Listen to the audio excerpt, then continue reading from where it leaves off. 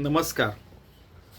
142 से 145 आज समर्थ रामदास कह रहे हैं कि हमारा संशय कैसे दूर करना चाहिए, अहंता कैसे दूर करनी चाहिए, भ्रम से कैसे दूर रहना चाहिए और भ्रांति से कैसे दूर रहना चाहिए, अज्ञान कैसे दूर करना चाहिए, चिंता कैसे दूर करनी चाहिए और हरदम स्वरूप में विवेकता से कैसे रहने का। ठीक है, तो कळे ना कळे ना कळे ना कळे ना, यानी नहीं समझ में आ रहा है, नहीं समझ में आ रहा है, नहीं समझ में आ रहा है, नहीं समझ में आ रहा है, ऐसा कळे ना कळे ना कळे ना कळे ना, ढळे ना ढळे संशयो ही ढळे ना, गळे ना अहंता गळे ना, यानी अहंता गल नहीं रही है, जा नहीं रही है, बड़े आकड़े ना मिले ना मिले ना।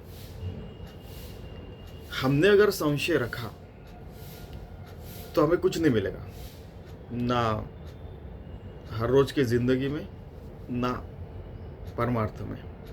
अगर परमार्थ ही हर रोज की जिंदगी बन गई तो हमें विश्वास रखना पड़ेगा, संशय दूर रखना पड़ेगा। गळे ना अहंता गए ना, हमारी अहंता गल नहीं रही है, उसके कारण देह ही मैं हूँ ऐसे लगता है। और देह के संबंधित जो भी है, मैं पंडित हूँ, मैं अमीर हूँ, मैं सामर्थ्यवान हूँ, मैं ऐसा हूँ, मैं वैसा हूँ, वो मेरे ये है वो है, ये सारी चीज़ें आते रहती है।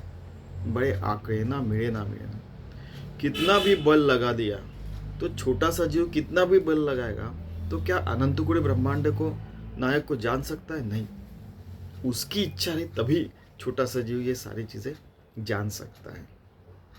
इसलिए संशय दूर कीजिए और अच्छी जिंदगी जी ऐसे कह रहे हैं। अपना संसार ही परमार्थ रूप कर लीजिए। अविद्या गुणे मानवा उमजेना, भ्रमित सुकले हितते आकळेना, परीक्षे विण बांधले दृढ़ नाणे, परिसत्य मिथ्या असे कोण जाने।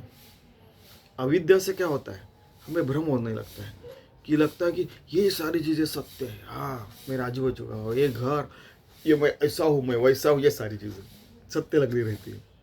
फिर क्या होता है, हम खुद की परीक्षा लेना ही भूल जाते हैं। खुद की परीक्षा ली, ये सारी चीज़ों की परीक्षा ली, हमें पता चलता है कि अरे यार, लखा 84 फेरे के बाद में हमें मानव जन्म मिला, हम लोग क्यों जन्म को आए। पता चलता है कि अरे हम तो यहाँ पे ये मिथ्या चीज़ें करने के लिए नहीं आए। ब्रह्मम सत्यम जगत मिथ्या, उसमें कहा ये सारी चीज़ें, ये भगवान ही सत्य है। हम लोग उस भगवान से ऐसे जुड़े हुए हैं और अच्छा कार्य करने के लिए आए, बुरे काम करने के लिए नहीं आए हम लोग।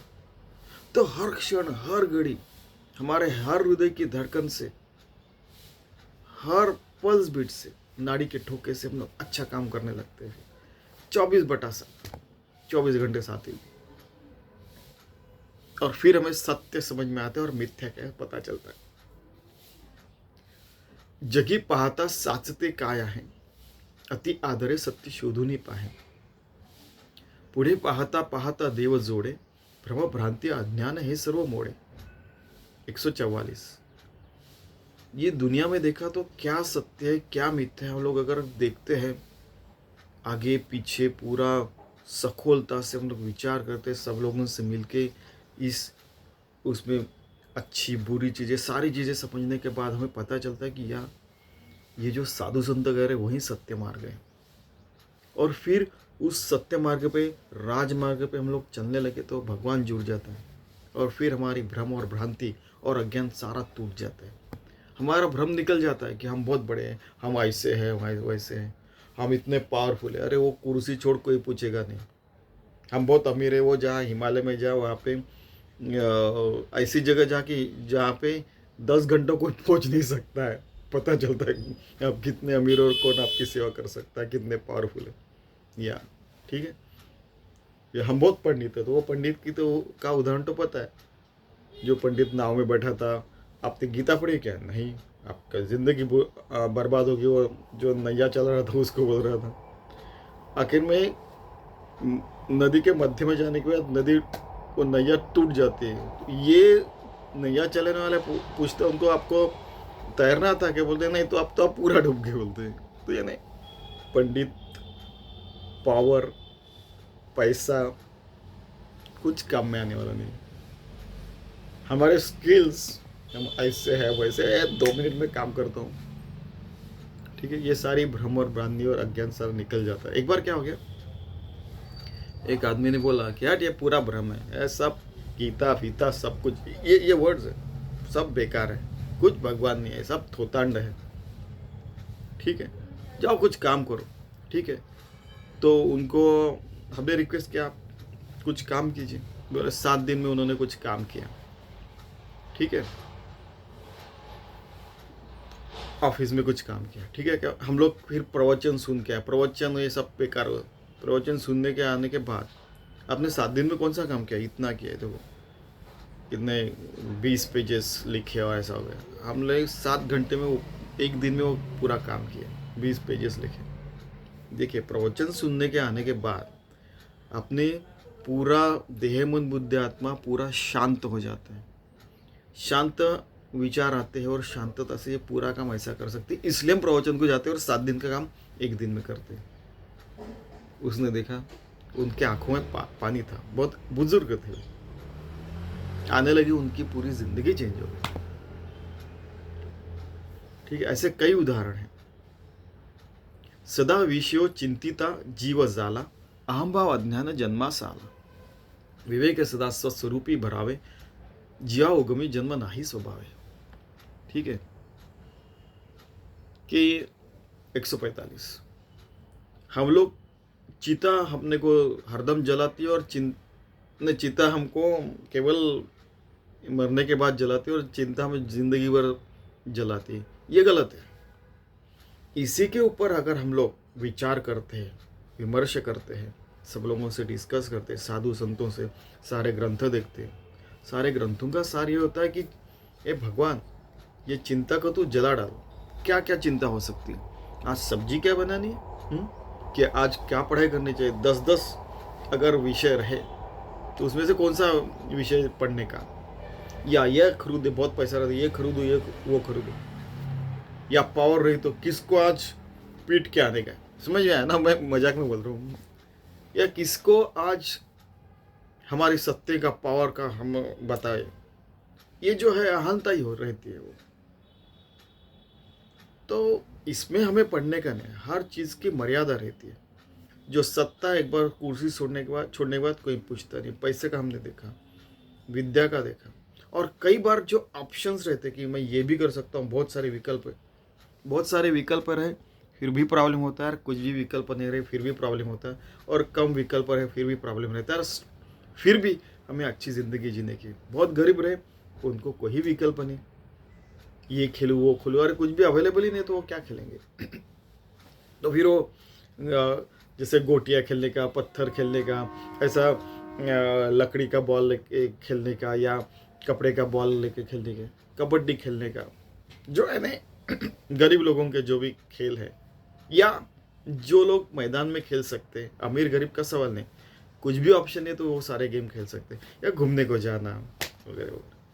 और कम ऑप्शन रहे कि हम लोग ऐसे जगह रह रहे कि बहुत ठंडी है, तो -40 डिग्री मैंने मराठी में उदाहरण बताया था कि हम कहीं जा भी नहीं सकते, कुछ भी कर भी नहीं सकते, करेंगे क्या। तो देखने का, हाँ क्या मस्त बर्फ गिर रहा है। एक बार कनाडा में ऐसे हुआ था, -40 डिग्री, ठीक है, टेम्परेचर था। तो एक फ्रेंड ने बोला कि ऐसे हाथ करो, आँख बंद करो। मैं ऐसे हाथ किया, उसने ये हाथ पे मारा, ये हाथ पे मारा, और बाद में पूछा कि उसने पहले ये हाथ पे मारा, मुझे पूछा कि कौन से हाथ पे मारा। मैंने बोला पता ही नहीं, इसने मुझे पता ही नहीं बोला, क्योंकि कुछ सेंसेशन ही नहीं ना। तो उस समय फिर क्या करने का, तो फिर 1 kg का मैं 2 जगह जॉब करता था, फॉर एग्जाम्पल मैं बता रहा हूँ। वैसे कई लोग वहाँ पे करते हैं फिर, कि हमें ऑप्शन ही नहीं, तो हमें हमारा मन तो वहाँ पे अच्छा रहना चाहिए। घर में आके मस्त नींद लगती है, फिर 8-8 घंटा जॉब किया, और इधर का उधर का जाने में केवल 15-20 मिनट लगते हैं, घर में आने को 15-20 मिनट लगते हैं। 8 दूनी 16, 1 घंटा जाना आना, और आधा घंटा खाना पीना वगैरह सब, तो बाकी का सोने का। फिर तो वहीं पे एंटरटेनमेंट, वहीं पे सब कुछ करना है काम करते समय। कम ऑप्शन, बहुत सारे ऑप्शन है, बहुत अमीर है, बहुत पावरफुल है।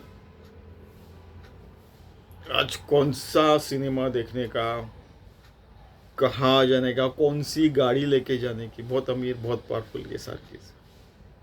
कभी कभी ये भी घातक है, ये भी घातक है और ये भी घातक हो सकता है।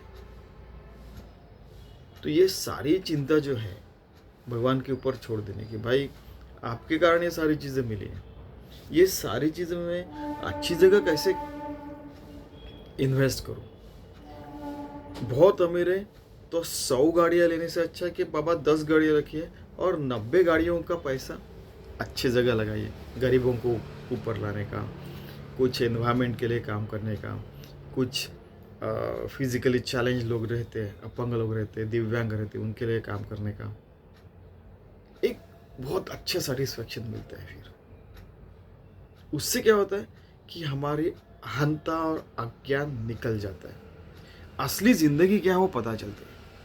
हम लखन 84 फेरे लेने के बाद क्यों जन्म लिया वो पता चलता है। हमें हर स्तर की ज़िंदगी पता चलती है, वो खेती बाड़ी करने वाला, वो कचरा साफ करने वाला, वो डॉक्टर, वो इंजीनियर, वो पॉलिटिशियन, सबके हमें जन्म कैसे पता चलते हैं। और फिर पता चलता कि अरे मुझे ये काम दिया गया क्योंकि इस काम में ये काम करना है, भगवान को मेरे तरफ से अपेक्षा है। फिर हम धीरे धीरे अपने काम को भगवान की पूजा समझ के करते हैं और धीरे धीरे हम लोग स्वस्थ स्वरूपी एक रूप हो जाते हैं। जीवा उगमी जन्म नहीं सोआ। वो जीव का जन्म कहाँ से हुआ है? हमारा जीव, उसका जन्म ये परमात्मा से ही हुआ है ना। तो वो जुने ठेवणी विपणे आंकड़े जो हमने पिछले श्लोकों में देखा था, हमें पता चलता कि अरे हम तो पुराने, हमारा जो परमात्मा है उसी स्वरूप में हम लोग घुल मिल चुके हैं। योगी भक्त होके, शांत होके, शांत होना यानी वही, सुखी होना यानी वही स्थिति है, मोक्ष मिलना वही स्थिति है। ये सारी चीज़ें एक ही चीज़ अगर हम समझते कैवल्य प्राप्ति वैसे, तो पता चलता कि अरे स्वस्थ स्वरूप से हम लोग एक रूप हो गए, फिर अच्छी ज़िंदगी हो जाती है। हम लोग बुरी चीज़ सोच भी नहीं सकते, कर भी नहीं सकते, अच्छी चीज़ें अपने हाथ से होगी, सब कुछ भगवान देख रहा है, ऐसे पता चलता है। फिर तो ऐसे स्व स्वरूप से एक रूप होने के बाद हमारी ज़िंदगी बढ़िया हो जाती है। तो ऐसे 24/7 हर हृदय की धड़कन से, हर सांस से, हर कर्म से हम लोग अच्छी ज़िंदगी जीने का प्रयास करते हैं, जिसके कारण हम स्वस्थ स्वरूपी तल्लीनता से, विलीनता से ज़िंदगी जी सके, हर कर्म में, हर धर्म में, हर क्षण। धन्यवाद।